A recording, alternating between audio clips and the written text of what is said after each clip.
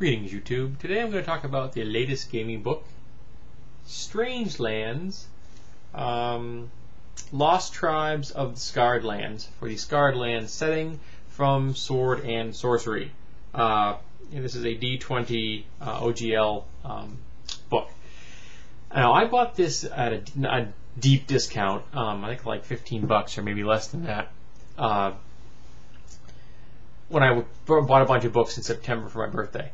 And it's a setting book, and I don't even have the Scarred Lands setting, and I don't think I have any other supplements for it. But it was a decent priced hardcover. It looked like it had some nice art, and it's a setting book. You know, I can figure I can find something in it that I can use. So after having given it a read through, I just read the crunch for the most part. I only read a little bit of the fluff. I can say that my money was well spent. This is definitely a book that I think that any GM is going to be able to get something out of it useful. It's basically showing off some very barbaric, very rough type of terrain. Like desert regions. Think Middle East. Afghanistan. That kind of a terrain and kind of an environment. Scrub, things like that. Maybe not so much pure desert, but just really arid, rough terrain. And the peoples that live there.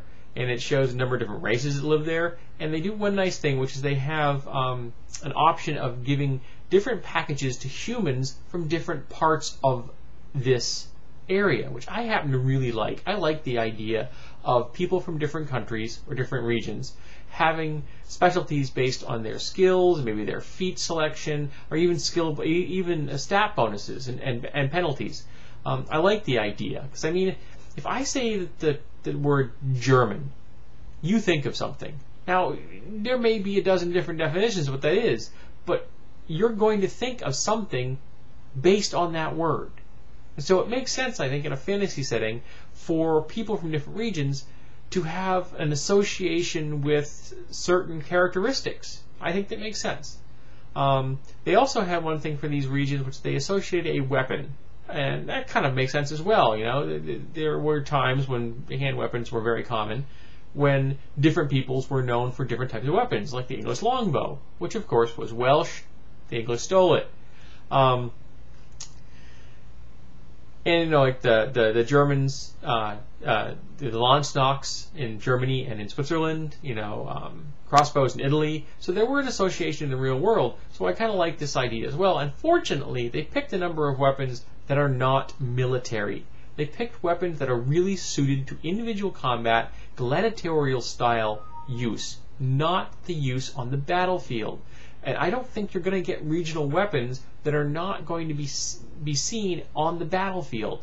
One of the regions they had was like a bladed chain. Another region had a spike chain. And anyone who wants to know how much I hate the spike chain, go look at the video I did on it. I dedicated an entire video to how much I hate the spike chain. So that makes no sense to me. An associated weapon for a region should really be a military type weapon. Unless the peoples are like into skullduggery, like because it's a big city-state, and then it should be a really urban weapon. But spike chain, bladed chain, they make no sense. But the book's got some new skill uses. It's got a new skill. It's got some new course feat selections up the wazoo. Everybody has to put their own twist on the feats. It's got a nice selection of monsters. I was quite impressed by this.